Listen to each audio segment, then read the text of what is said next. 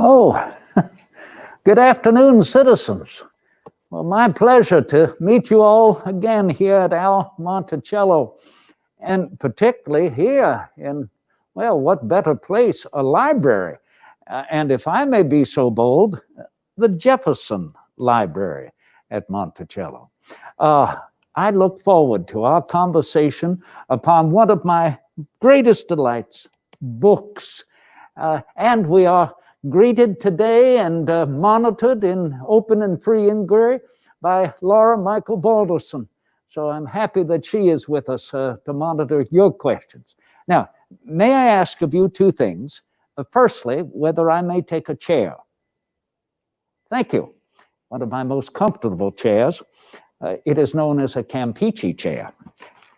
That is because of Campeche, those extensive plains in Spain.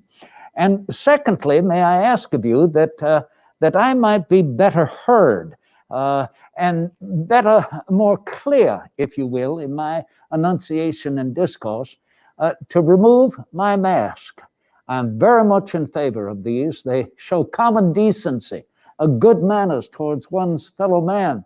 I'm very concerned that we maintain this during our nation's present condition. But with your approbation, I should remove it. Thank you. Thank you very much. There, that's better. Well, if you will, I should not hesitate any longer to pursue our discussion on books. So, Laura Michael, when you're ready, I'll be happy to receive the first question. Mr. Jefferson, in a famous letter to John Adams, you told him that you could not live without books. How did you first become interested in books and reading? Well, I've always been very interested in books. There's no question about it. And I understand that Mr. Adams has been as well, from our youth. And I think it is because of the influence of our parents. It certainly was with me. My father had a library of which he was very proud, and my mother was well educated. So as a young boy, I delighted to read the books my father had in his own library. And in particular, when I built my hermitage, that is the first dwelling on top of Monticello, well, I brought many of the books from my father's library there. Now, lamentably, he had been long deceased. He passed away when he was only 49 in 1757. I was only 14. It was not until I reached my majority, that is when I was 21 years old in 1764, that I could then freely have access of my father's books. A few years later, when I was 25, 1768, I leveled the top of the mountain off. The next year, I built that little one-room cottage, and I brought a number of my father's books there. So I can tell you, I hardly remember a time when I was not interested in books and in reading. Your next question. You were born and grew up in what was then the English frontier in Virginia. So where and how did you acquire books? You are absolutely correct that I was brought up in the frontier of Virginia, born in the forest primeval. Oh, thank heaven that there were those who lived in the area with whom we could socialize and write letters to, and particularly to exchange books. So we began by exchanging books. We would visit with one and the other, see what new books they had acquired that were then part of their library. And also, as I grew older, being accustomed to having a factor, that is, someone who would act as an agent for procuring goods and luxuries from Great Britain, according to the number of barrels of tobacco that you would send to Great Britain. Well, my factor was a gentleman by the name of Thomas Adams. He operated out of Norfolk. And so I would thereby order books from Great Britain. And even when I was a young boy attending the Old Royal College of William and Mary, there was a bookstall across the street from the old college building. And it was there that I acquired many books. In fact, I acquired my first books on architecture from that bookstall. Mr. James Gibbs' book on architecture, Robert Morris's select work on architecture. Oh, yes, I still have them. Your next question. So that leads in perfectly. Which of these early books do you still have? Oh, my. Laura Michael, that's a very good question. I'm fortunate to be able to have quite a number of the books that belong to my father. Do you know Shadwell, where I was born and where I grew up, burned in a fire in February 1770. So fortunately, some of the books that I brought up to my hermitage were able to survive. And yes, I still have them. I think my favorite is Virgil's Aeneid. It is an early translation. I've always been very favorable to that. And I think as well, I have an edition of Ovid, a translation. And I must tell you, do you know, Mr. Adams and I have discussed this very same question. Do we still have some of the books from our youth? And John Adams told me he still has his Cicero, his pocket Cicero, as he calls it, which was gifted to him by his father when I believe he said he was only 14 years old. He said he wrote his name in it many, many times. And just a few years ago, he noted formally that this particular book was worth more than diamonds or a fine gold pocket watch. And I certainly understand that. Your next question. So Bubba would like to know whether and why you have a Koran by your bed. Oh, Bubba, how do you know what I have in my bedchamber library? But Bubba, you are quite correct. I do have a Koran. I have many works on theology and the preachings of the divine throughout the human history and family of man. I find them very, very worthy. And certainly to understand the Koran, to understand precisely what Muhammad was writing, to understand that he greatly admired Jesus is very comforting to me. Now, do you know, as I had referred to Mr. John Adams earlier, do you know that he has 2 Korans? And his son, Quincy Adams, I believe he has 3 or 4 in various languages. It is beneficial to understand these works so as to better understand that great principle upon which our nation was founded, freedom for religion, the illimitable freedom of the human mind, the inherent right of every individual to carry their communion with their Maker as they choose. Your next question. We have a question from Natalia, who is wanting to know how many hours a day do you spend reading? Natalia, I dare say, I hope not so many hours that I appear unsociable, but I have a thirst for reading. I have a canine appetite for books. And so I will not deny, I do spend many hours. Not as many hours as I spent when I was a schoolboy. Now, rightly so, then attended to my lessons. I read many, many hours, so much so that many of my classmates just could not understand why I was so dedicated. They thought me rather odd in that proclivity. But rest you assured, it was all worth it. So, how many hours? I would say that after I get my work out of the day, my administrative duties, writing letters and the kind, and particularly attending to the commissions at present for appointing professors and doctors of philosophy to our University of Virginia, though I care not that they be known by the title of doctor or professor, simply Mr. After all, human knowledge is still open to further investigations of science and that which awaits us in knowledge on the frontier. So I would say that once that is out of the way, I spend about 3 hours reading before I ride about my farms. And then I return, of course, for dinner. And after dinner, that I enjoy to be secluded and read some more. And then I spend time with my family. We have a family read often in the evening, and that can as well go on for about 2 hours. So there's plenty of time that I devote to reading. It is the illumination, if you will, of happiness and wonder. Next question. Mr. Jefferson, when visitors come to Monticello, they can see that your library has fewer books than it did in the past. Can you explain what happened to those books?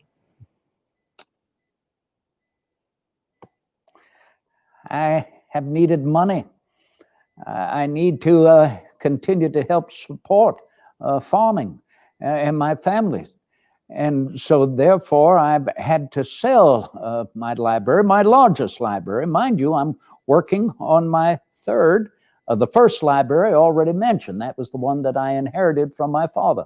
And then I began a second library from books I acquired in Williamsburg, from books that I acquired when I went up to Philadelphia, books that I acquired from Mr. Thomas Adams, my factor, books that I acquired when I spent 5 delightful years in La Belle, France. Oh, that library grew to about nearly 7,000 tomes. Now, you recall what happened back in August of 1814. Our old enemy, the British, they burned our Capitol building in Washington City, and along with it, our Library of Congress. They also burned the president's house. Thank heaven they left the patent office, left the ingenuity of the American mind. But then, of course, they thought that would be a benefit to them had they proved victorious in that late war. But lamenting that Congress no longer had their library, then, as Mr. Adams knows, I felt it was most appropriate for me to provide them my library. A large library, and extensive in all of its various subjects. And so I sold my library to our nation. And that began, if you will, the further accrual of books for our future governments. Now, of course, the concern is that our government read those books. That is what is most necessary. Your next question. You were able to visit many libraries of other individuals who had a strong interest in books. What are some of the most memorable libraries that you visited? Oh my, so many memorable libraries.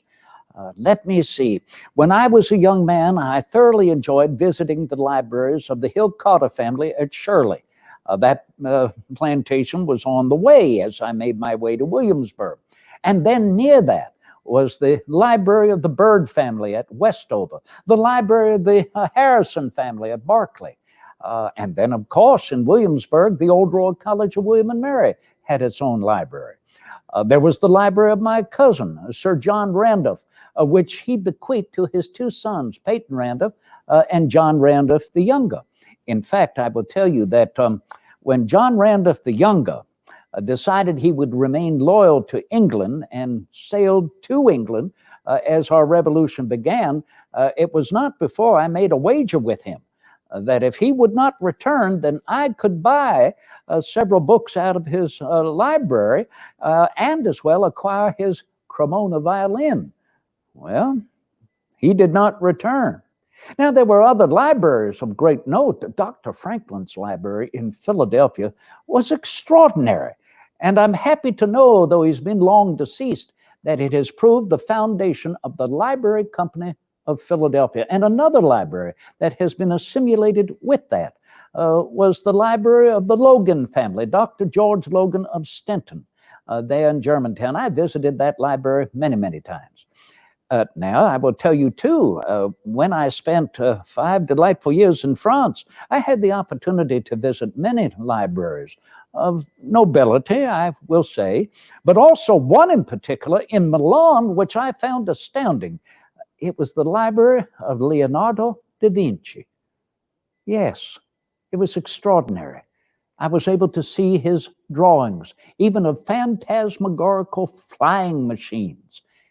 And I should not neglect to tell you that there's a lady well known here in Virginia. She lives somewhat to the south along the Roanoke River at a farm known as Prestwold. Her name is Lady Jean Skipwith. She's most accomplished in horticulture and particularly in acquiring a library and reading. I believe that her library is the largest library owned by a woman in all of North America, upwards of about 850 volumes. So where do we end when we talk about the extraordinary collections that are every day accruing amongst our citizens? Your next question. Mr. Jefferson, several people are interested to hear you talk about Tristram Shandy. Tristram Shandy is one of my favorite books. It was the favorite book of Mrs. Jefferson's. We spent many, many hours reading passages to one and the other. And our young family was brought up with reads from Tristram Shandy. It's a remarkable work, the work of the Reverend Lawrence Sterne. It is about the birth of a young boy, Tristram Shandy, although they hardly know that it will be a boy. But the point is that more than half of the book is preoccupied about the birth of this young child, and they assume it will be a boy. Well, there is the essence, if you will, of the revelation, that we assume so much of what is to come and forget about the fact that what is to come in the birth of a new child is a new mind never seen before upon this globe. So we should be cautious about what we are prone to put on the future without understanding the future will have a mind of its own. Tristram Shandy has helped me to realize we should never go back to the ages of the darkest ignorance to think that anything that was created in the past cannot be improved upon in the present, let alone the future. And that is what our nation is devoted to accommodate, that continual growth as we move into the future. That's one of the reasons Tristram Shandy has inspired me to enjoy perhaps much more the dreams of the future than even the history of the past. Your next question. Speaking of the future, what do you recommend that young women read? Perhaps what you've recommended your daughters to read? Yes, and I should be cautious. I have admonished my daughters, the late Mrs. Epps and my elder daughter, Mrs. Randolph, that they instruct their daughters not to read something too sensational. I am not very much in favor of sensational novelettes and the kind, such as, well, I almost hesitate to make mention, it may provoke someone to go out and acquire it, Pamela. No, but I think that that works that are revealing of the human soul, that are revealing of the best in human nature, and revealing of human nature itself are worthy. For instance, I think Shakespeare is a wonderful, wonderful read. It is like holding a mirror up to ourselves and our human nature.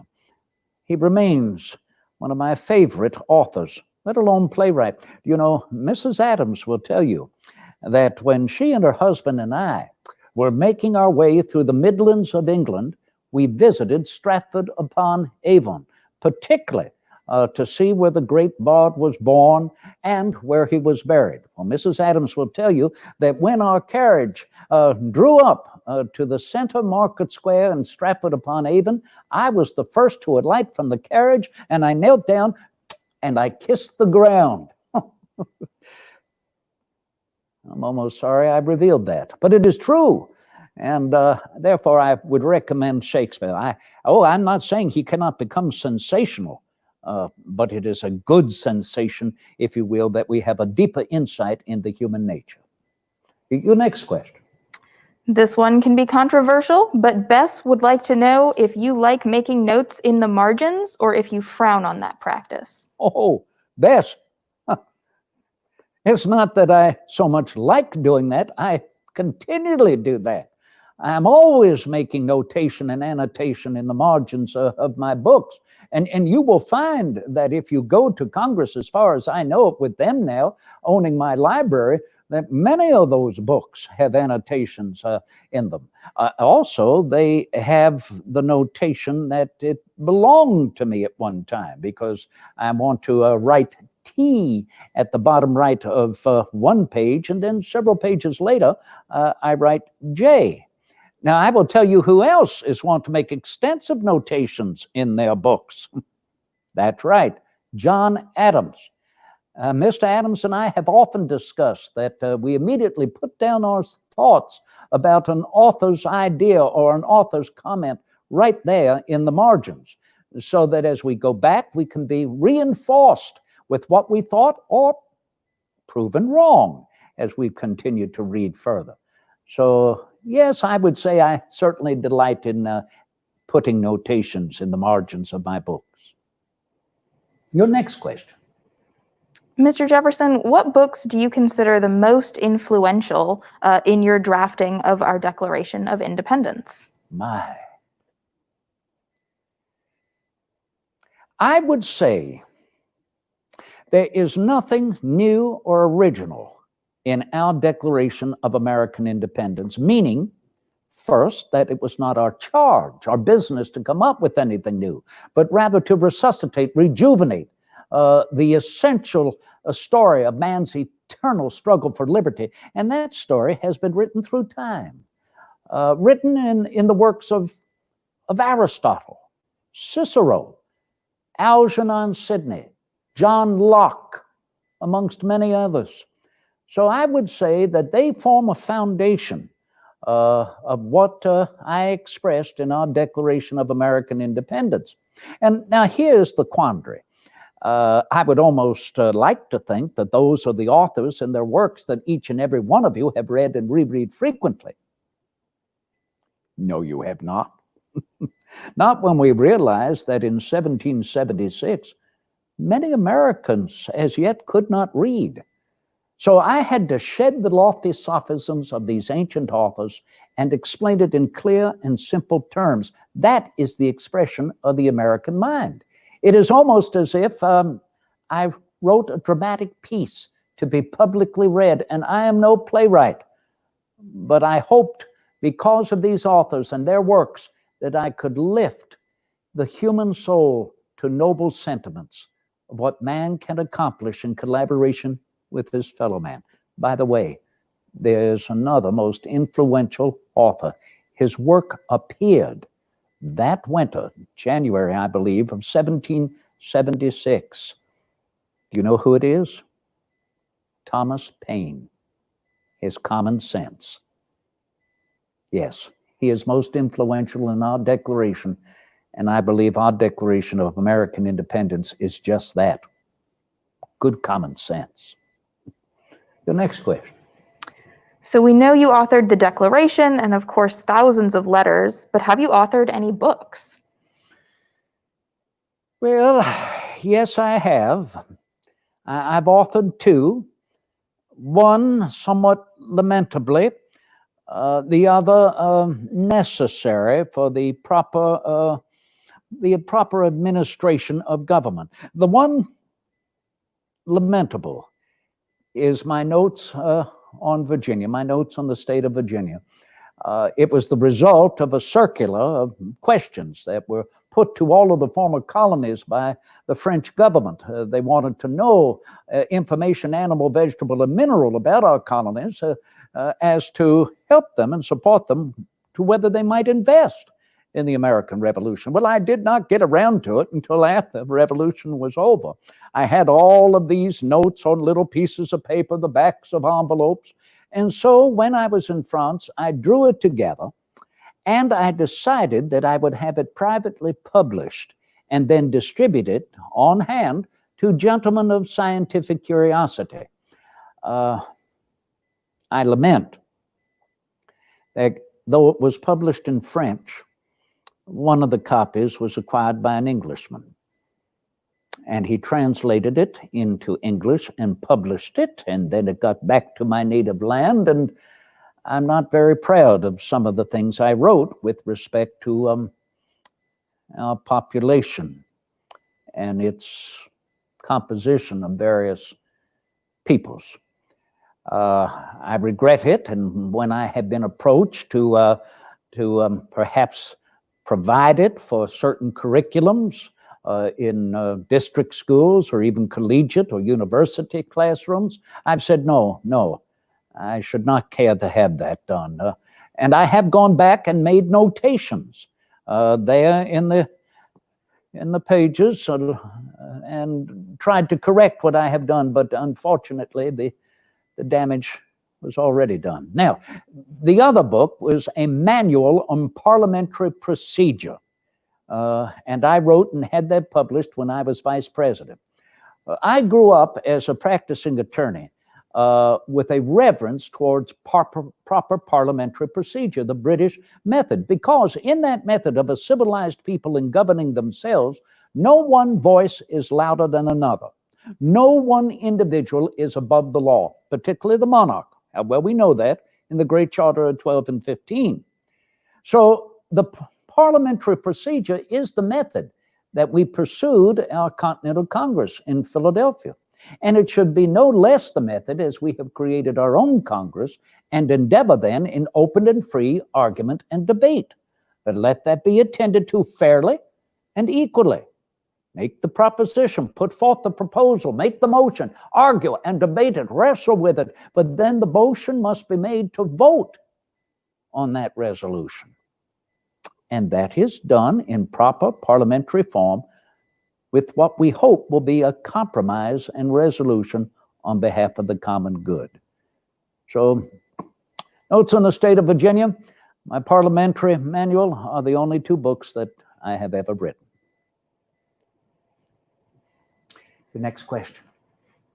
Donna would like to know if you allowed the enslaved people here to learn to read.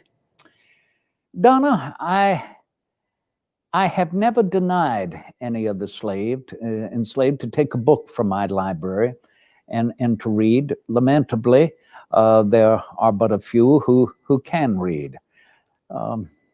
It is a great neglect, and I only hope, as we still have no universal system of education for a citizen, that we can create that so that the poor as well as the wealthy,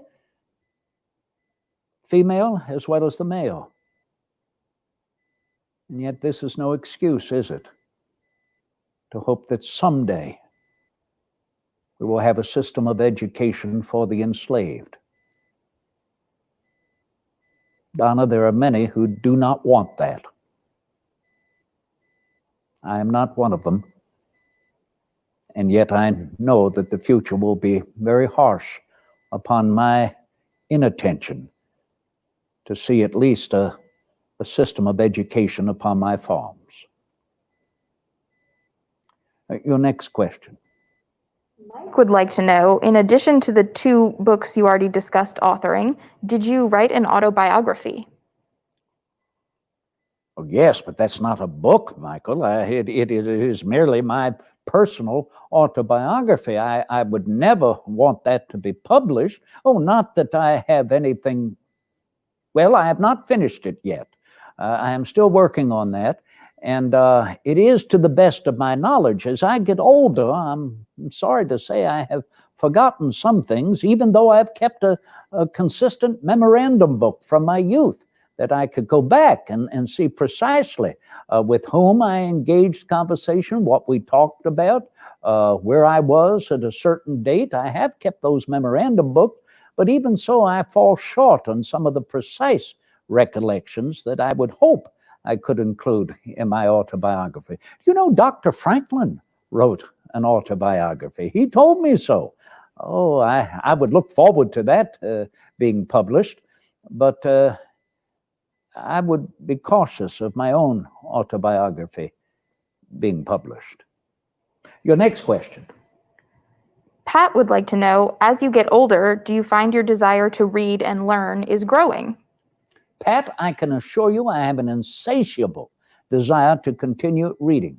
In fact, I saw while I was in France a book stand that allowed you to read 5 books at the same time. Now, not that you could possibly read one and follow a sentence in another and follow a paragraph in another, no.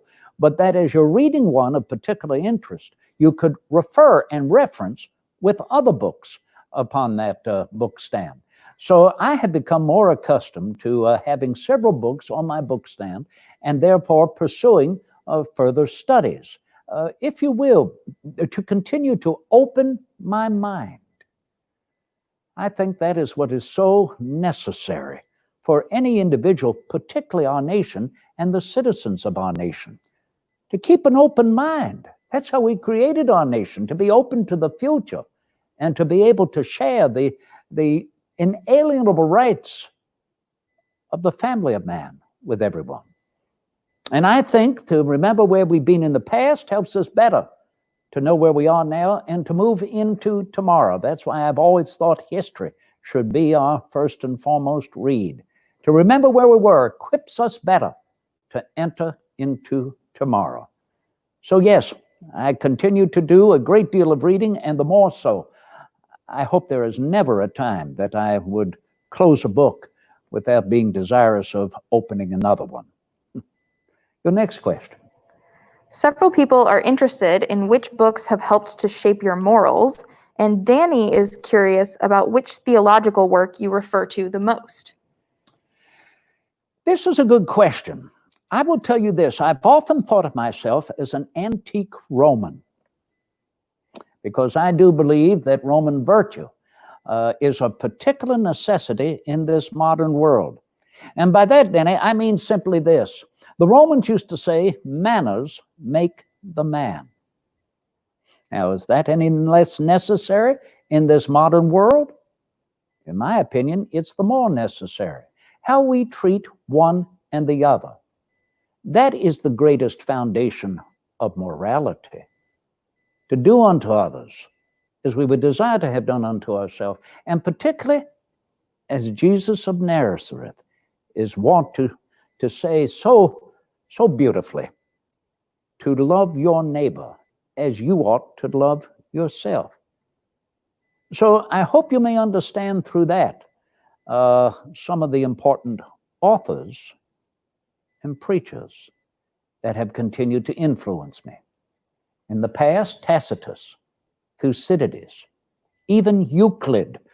Mercy, he is an element of good morals. One might not think that. They say, oh, he was a mathematician. He was a philosopher. He believed that man should continue to strive to make things better, to have a more comprehensive view of his world and the universe. Yes, he is the father of geometry, but therein is the philosophy. That the only way we can move forward for a better understanding, to get an idea of areas and circumference and all the rest, we must first establish a point,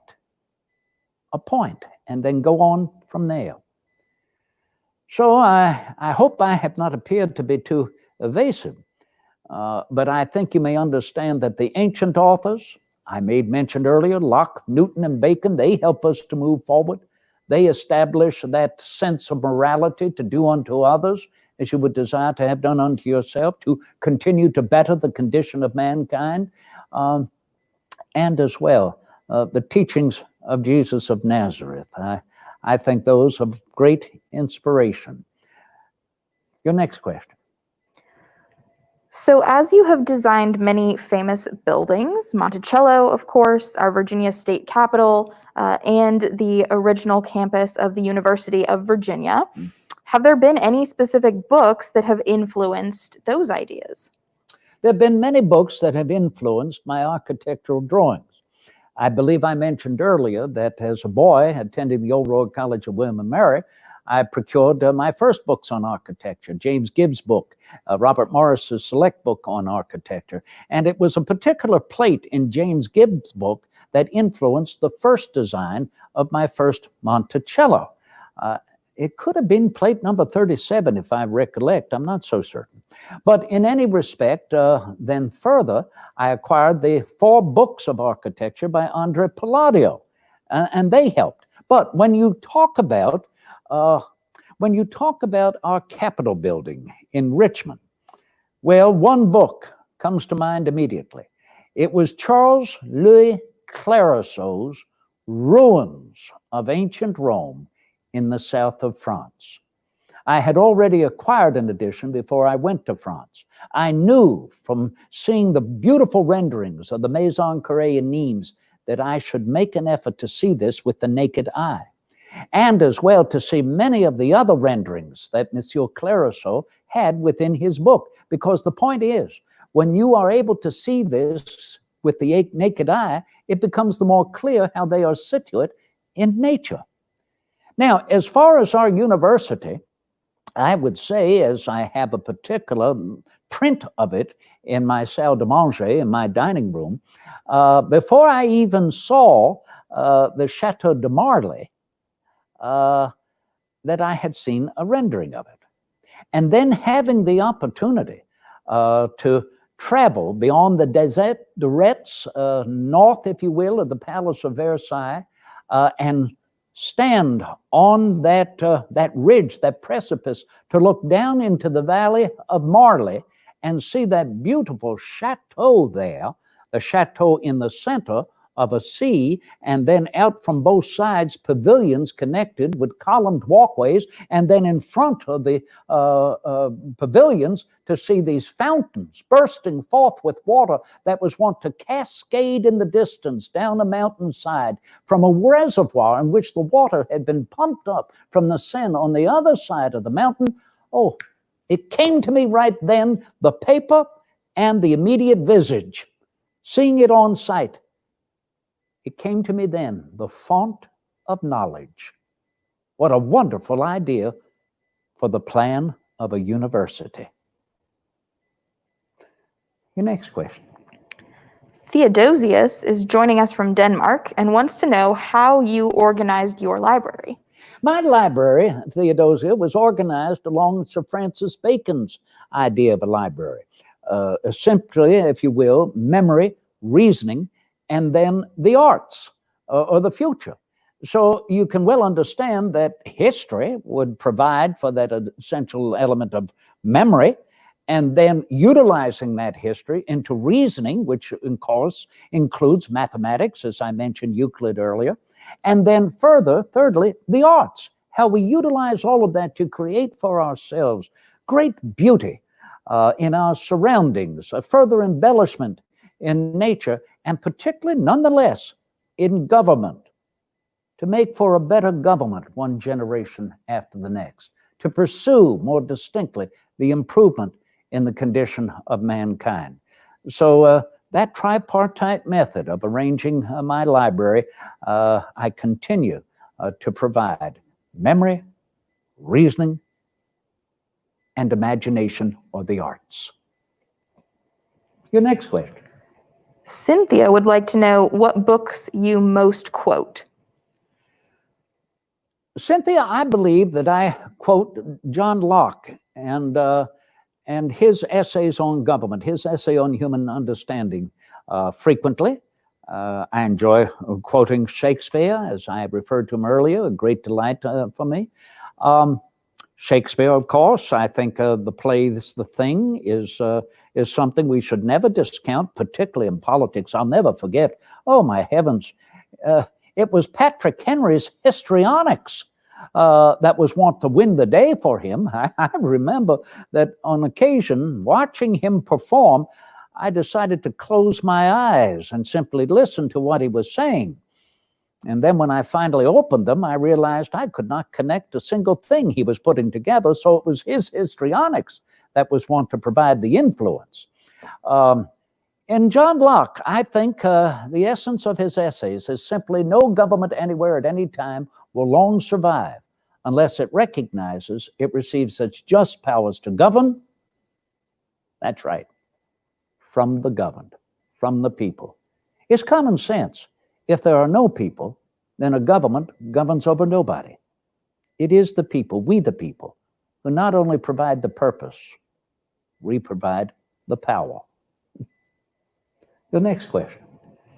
And one last question for you here, Mr. Jefferson. Is there any one book, maybe a specific work, that you would recommend to people to read? Well, you know, I've been recommending to my grandchildren, particularly my granddaughters, that they might read Mary and Her Cat. Yes, it's an expose of the morality of keeping a kitty and providing for its happiness, particularly as the kitty is wont to provide the safety of your home, perhaps in ridding mice. You know, when you come to visit Monticello, you go above stairs and you will see even now in the bottom panels of the doorways, there are little holes there. I had those purposely cut out on the insides. They're velvet curtains, and that's for the cats to go freely as they choose. Mary and Her Cat. But no, I think that of the many works that I might recommend for the improvement of the condition of mankind, I mentioned Tristram Shandy, but I think another most essential, and I will tell you there were several other individuals who believed in kind, and I was able to procure editions of this work for them. And I'm referring, of course, to His Excellency, the late General Washington. I'm referring, of course, to Mr. Madison and Colonel Monroe. It is the work of Cervantes, Don Quixote, to help us understand that man has always been beset by windmills, as if we are to do battle with mirrors. Yes, but we should never, ever give up that fight. We must always continue to pursue that what we know in our heart and our conscience is just and correct and good for the improvement of mankind. Remember, Cervantes was thrown into jail simply for writing and printing the truth. And this is what Don Quixote spent his entire life, particularly in his dotage, to pursue the truth. I purport that we must follow truth wherever it should lead us. That means the pursuit of science as well. I think we should remember where we've been. Cervantes, writing so many centuries before, helping us to enter into tomorrow where we've never been before. So I hope that has been something that may clarify what I have written and what I enjoy to talk about as we continue to visit. I look forward to seeing you all again. And if you will, I need to put this book back in the library and to provide my respects again and good manners. There you are. Let us all work together in relieving ourselves of this pestilence of nature with a better understanding of how we may cure it and provide for the greater health and happiness of generations yet unborn. Rest assured, I remain your humble and obedient servant, Thomas Jefferson. Godspeed.